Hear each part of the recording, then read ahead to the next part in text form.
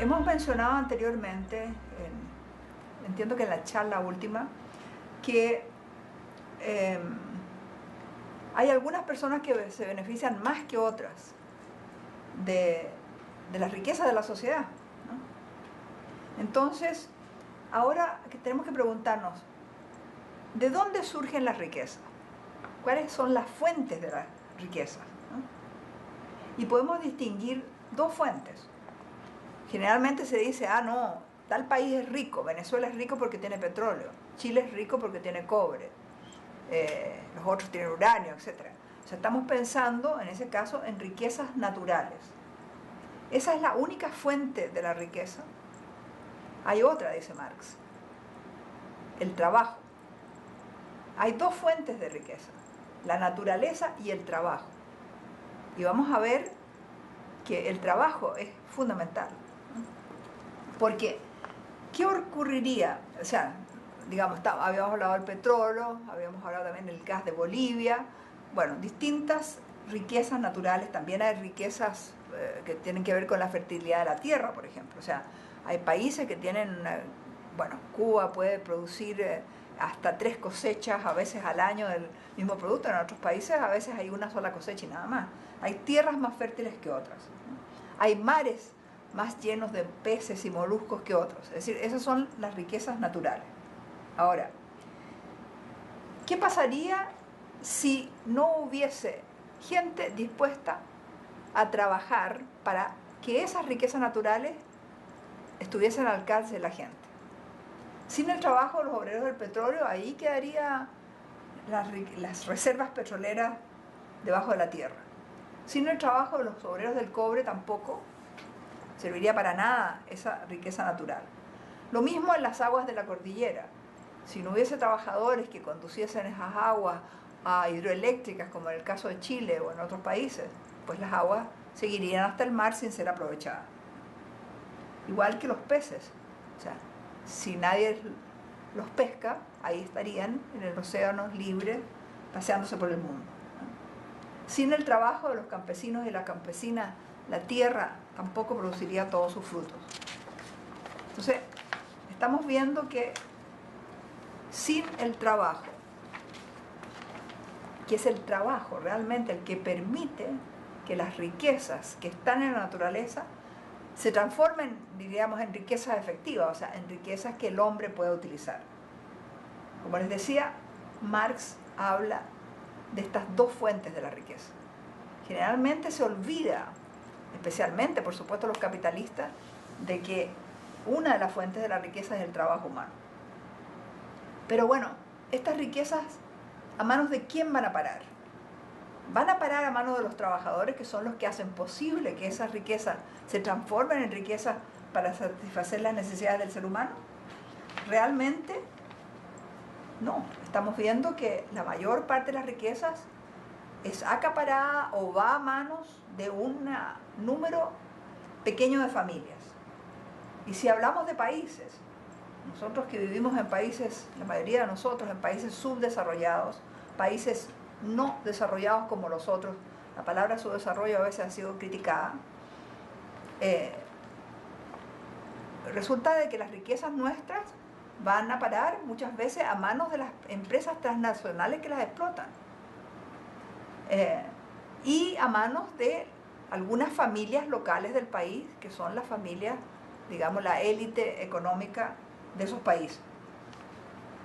Comparemos, por ejemplo, cuánto gana un trabajador o trabajadora a través de su salario en un año y cuánto gana un capitalista. Las distancias, las desigualdades son enormes, ¿no?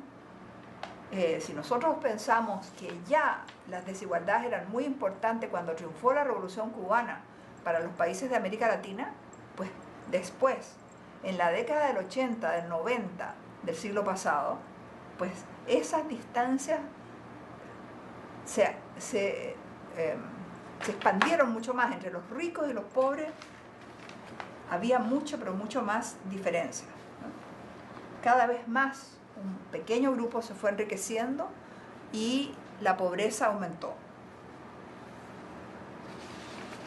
Muchos están desempleados o, ya decíamos, en estos trabajos que son como de subempleo, los vendedores ambulantes, etc.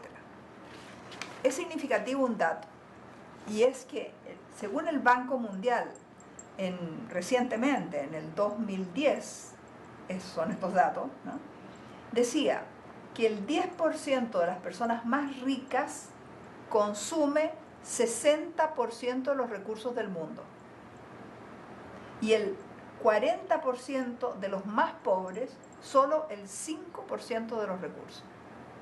Aquí vamos a tratar de mostrar un gráfico. En Chile, esta situación de desigualdad, que ya existía en los 60, se acentuó enormemente con la dictadura de Pinochet y ha seguido acentuándose hoy día. Un pequeño grupo se enriqueció cada vez más. Yo siempre digo que en la época de Allende, en la que a mí me tocó vivir en Chile, éramos uno de los países con menos diferencia entre los ricos y los pobres. No teníamos casas amuralladas. Los ricos vivían en una forma que eran más ricos, pero no tenían vergüenza de ocultarse tras los muros, ¿no?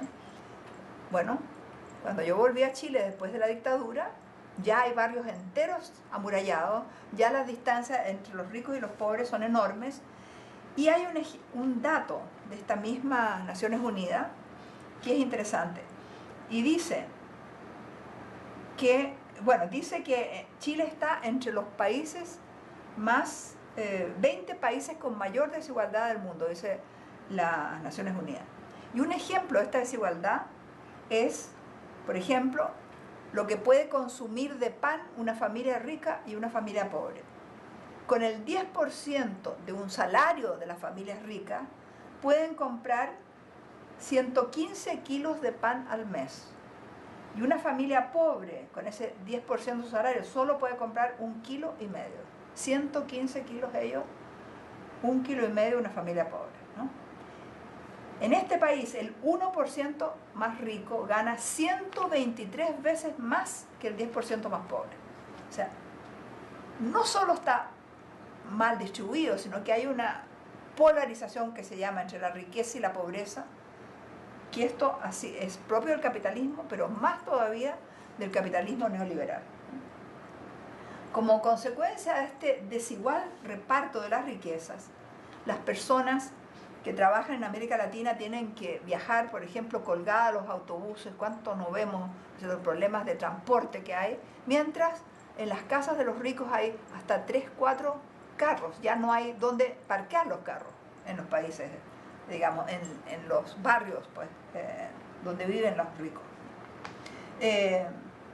Los trabajadores y las trabajadoras apenas tienen a veces un dinerito para arrendar una pequeña habitación, mientras las personas ricas tienen 3 y 4 casas en distintos lugares del país y a veces en el extranjero.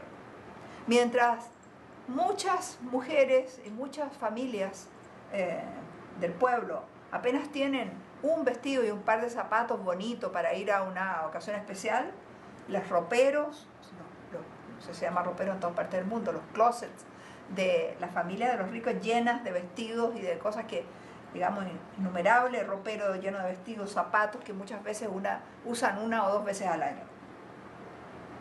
Los hijos de los pobres están muchas veces mal alimentados, mientras en las casas de los ricos se bota la comida. Y así tenemos estos contrastes enormes, ¿no? El contraste entre la mujer de la familia pobre, que a veces tiene que trabajar doblemente, trabajar como obrera y llegar a la casa y trabajar haciendo la comida, cuidando a los niños, etc., ¿no? Mientras en la casa de la familia rica, la mujer o no trabaja, pero tiene 3, a veces 2 y 3 personas para que la sirvan en su casa, o si trabaja al menos, pues tiene alguien que haga todas estas tareas domésticas que una mujer pobre tiene que hacer por ella misma. Ahora, ¿por qué en un país un pequeño grupo de familias logra concentrar tanta riqueza? ¿Cuál es el origen de la desigualdad social, ¿cuál es el origen de la riqueza? Los ricos, ¿cuál es el argumento que dan los ricos? Dicen, ah, no, es que el pobre es flojo. Ah, no, es que el pobre es borracho, se embriaga. Ah, no, es que le falta creatividad, ¿no? Le falta cultura, ¿no? Y nosotros somos ricos porque nosotros nos esforzamos, somos inteligentes.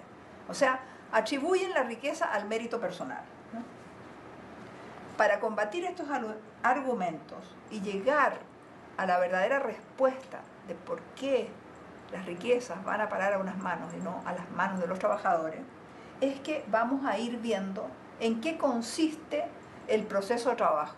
Porque hemos dicho que el trabajo es el que permite que las riquezas de la naturaleza sean accesibles a la humanidad, ¿no es cierto? Pero ¿en qué consiste este proceso de trabajo, ¿no?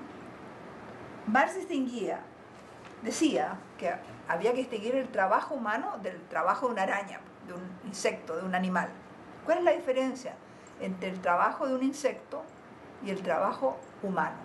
Él decía, si bien es cierto que la abeja, por ejemplo, construye celdillas y a veces mucho mejor hechas que un albañil, ¿no? Cuando construye, el albañil, decía Marx, tiene en la cabeza el proyecto con el que va a hacer su trabajo. Y los animales no tienen, o sea, es un instinto, no tienen el proyecto y luego trabajan para hacer el proyecto, ¿no? Por lo tanto, todo trabajo humano es una actividad orientada a un fin, ¿no? Para satisfacer necesidades humanas. Nosotros en las próximas charlas vamos a ir estudiando entonces todos los elementos del proceso de trabajo.